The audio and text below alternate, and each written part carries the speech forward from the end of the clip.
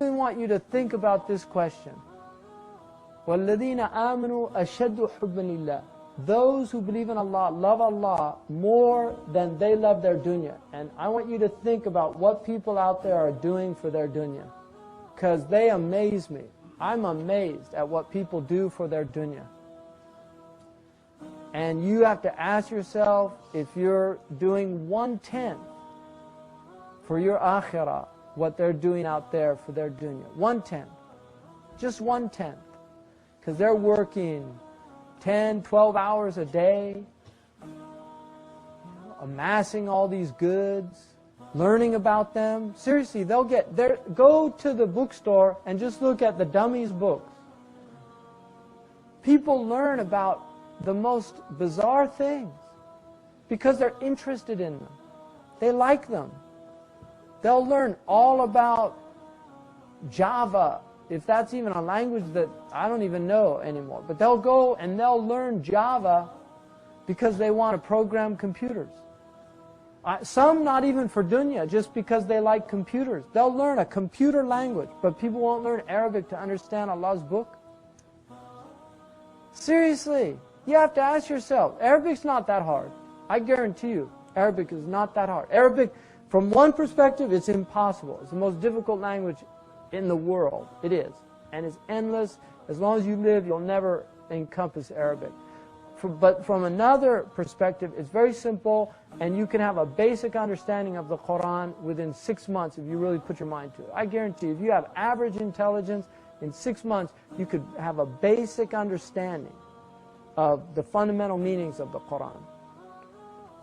There's people, they'll learn, if they fall in love with a French woman, they'll get the lingual phone, they'll get the Berlitz, they'll go to the 6-month immersion course so they can say, Je t'aime.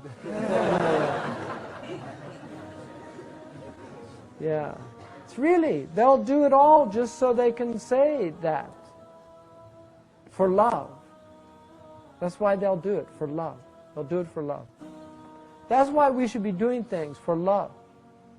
For love of Allah, not out of fear of Allah. For Allah is worthy of fear. حَرِيٌّ أَنْ يُخَافْ وَمَنْ خَافَ مَقَامَ رَبِّهِ. He's worthy of fear. But even the fear of Allah should be rooted in love. It's like the fear that a child has in upsetting the parent. It's not really rooted in pure fear. It's actually from love. They love the parent so much, they're afraid of upsetting the parent. That's the fear of Allah. It should be still rooted in love. Allah is Allahu Akbar. Allah is greater than anything I could ever say about Allah. لا نحصي الثناء عليك أنت كما أثنيت على نفسك. We can't praise you as you have praised yourself. You are as you praise yourself. Anything I say about Allah, it's deficient. So my advice to especially these young people, you need to think about your lives. This is our time, and we're all at different stages in time, but everybody, most people get on average 60, 70, 80 years. This is our time. And what you do with your time is going to determine what happens when you leave this time, because we're all going to depart from the world. And so it's important to really ask yourself how you're spending your life, what you're doing with your time. Are you doing useful things, worthwhile things, beneficial things? Are you getting closer to Allah subhanahu wa ta'ala? Are you coming to know your Prophet better? He's worth knowing. His seerah is worth knowing. The stories about him are worth knowing. His hadiths are worth knowing. His family, it's worth knowing who they are, what they went through. All these things.